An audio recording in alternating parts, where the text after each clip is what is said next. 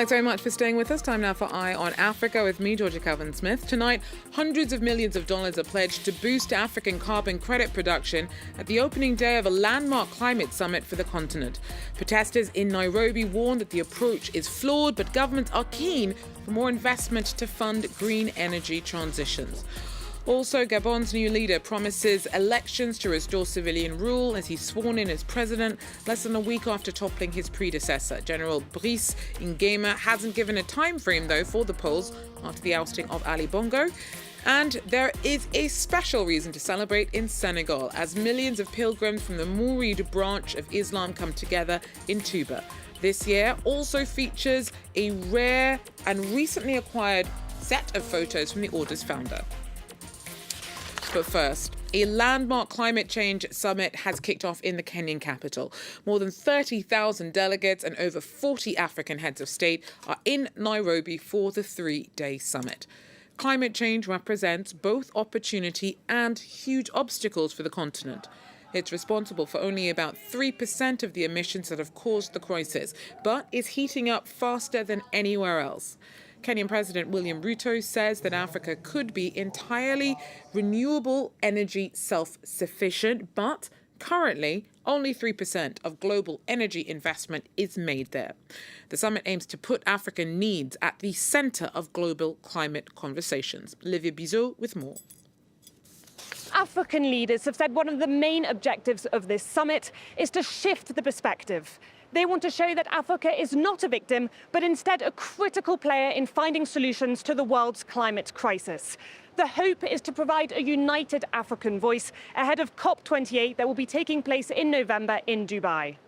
Here's what Joseph Asako, the African Union Commissioner for Agriculture, had to say. We want to take our destiny in our hand. We don't want people to come and do for us, because we know that all this year we are in COP27 and we haven't seen anything tangible. So we want to take our own responsibility. We want all the Africans that will be here, all the African member states, to be here and decide where are our priorities. So when we go to COP, we say this is our priority, but we are talking about in a united, united action. Despite contributing to just 4% of global greenhouse gas emissions, Africa is the worst hit by climate change. This year alone, we've seen floods in Nigeria, drought and desertification in much of northern and eastern Africa, and cyclones in countries like Malawi and Mozambique.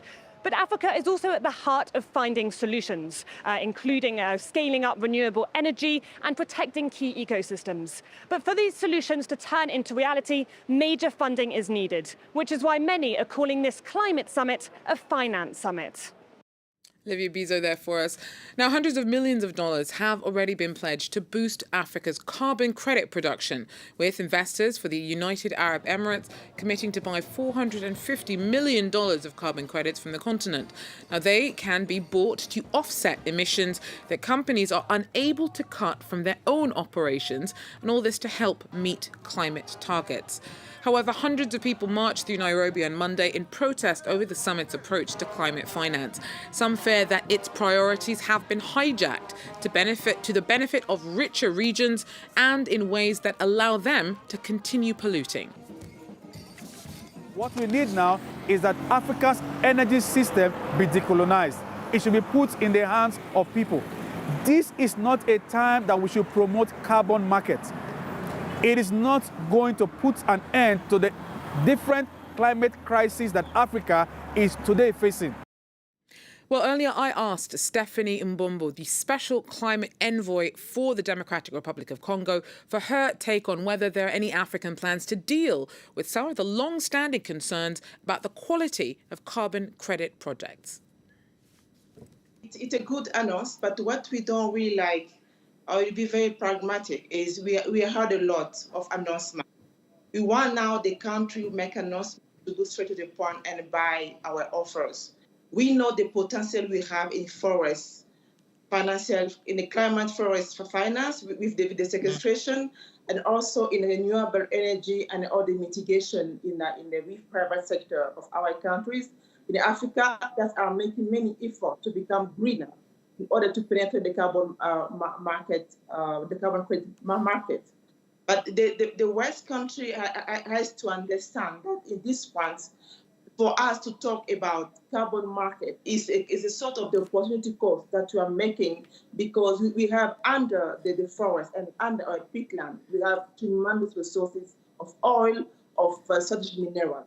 So we are making again another effort, knowing that we are polluting the world only in 3% compared to Western and northern country, we are polluting in 97%. So the northern countries should understand this is a sort of our final offer that we are giving them to trade carbon credit against our the protection of our forests, because we need to develop our people. We cannot protect the forests on the benefit of causing the death and the poor, and then encouraging the poor in our countries. Now, countries like yours, like the Democratic Republic of Congo, as you've just mentioned, there still have huge amounts of natural resources, some of the mineral resources that will become even more in demand as the world shifts to greener energy systems. So how do you think that the continent, Africa, can balance getting benefit from the critical mineral market whilst also preserving the forests that are essential to the planet's ability to stave off global warming? Are we talking about the DRC? The DRC have got like 323,100,000 kilometers square of protective area, for instance. So those protective areas are protected by our own law, but they are under threatening because of the rise of the demography of the country and the movement of the rebel group in some parts like Virunga in the east of the country. So for us, when our president is taking this courageous decision that he will have to value all our protected area, including the peatlands, which is like 11,000 kilometers square of our country. That means it's a very courageous president. He wants to be the greenest president in Africa and in the world, to show up that he's ready to give up on resources to protect the forest. We know the role that our forest is playing in the world, but we don't like to protect it without having anything in exchange. This is why we like this carbon market to be really true. Let's start a good discussion of how they can empower African countries in expertise of satisfying carbon market, because we lost the track of mining. We didn't know what mining was since the colonization. For the climate, we are aware about our resources. We know it already. So we just want to have this expertise of satisfying ourselves so we can have a better price of carbon credit. Stephanie Mbombo there, the Special Climate Envoy for the Democratic Republic of Congo at the Nairobi African Climate Summit. In other news, Zimbabwean President Emmerson Mnangagwa was inaugurated for a second term in Harare on Monday. The 80-year-old won disputed polls at the end of last month. Opposition leader Nelson Chamisa, who also lost out to Mnangagwa in 2017, accuses the ruling ZANU-PF of winning through blatant and gigantic fraud, charges that it has denied. Meanwhile, in Libreville in Gabon, thousands turned out to the swearing-in as president of the military leader who toppled Ali Bongo in a coup. General Brice Nguema took the oath of office just 5 days after the ousting. Catherine Norris-Trent has more. These people had waited for hours here outside the presidential palace in Libreville in Gabon to witness this moment when Brice Oligui Nguema was sworn in as the president of the transition here in Gabon. He was formerly the leader of the Republican Presidential Guard and took over power following the elections there, which he described as deeply flawed. And speaking during the transition ceremony, he said the army had been forced to act and say no more, never again in this country. Brice Nguema said he would be forming a government within the coming days, but he did not say how long that transition period would last. The crowds here cheered joyfully, people telling me they didn't see this as a coup d'etat, but as a liberation. Others we've been speaking to in Libreville said they were waiting and watching, hoping to see the military hand over power to civilian leaders in the coming future. But this is a transition period. The transition authorities have promised there will be a new electoral process, a new penal process, and that they will liberate political prisoners. Everyone is now waiting and watching to see what exactly will transpire. Catherine Norris-Trent there for us in Libreville. And finally, more than 3 million pilgrims met in the Senegalese city of Touba on Monday for one of the largest religious gatherings on the continent. Followers of the Mouride branch of Islam came together for an annual celebration that had an extra element this year: rare and recently acquired photos of the order's founder, Sheikh Amadou Bamba. Our correspondent reports.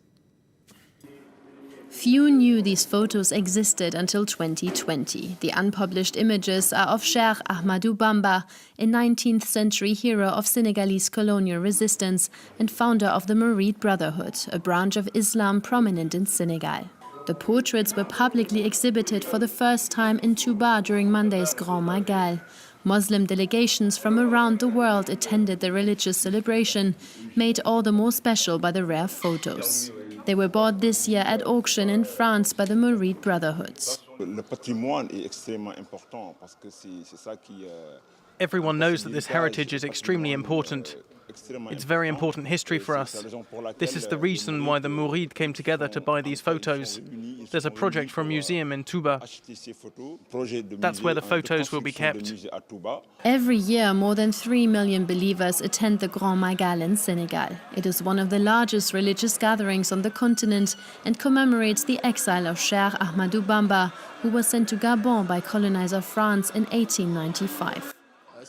He is our religious leader, our spiritual guide. He gave us directions that we must follow in order to receive God's forgiveness. All the disciples meet. We meet new people. We pray that not only Senegal, but the whole world be in peace, in the grace of God. The Mouride Brotherhood has set up an organization to look for and document other potentially undiscovered images of their founder. Well, that's it for Eye on Africa for now, but thanks for joining us and do so again. Till then, take care.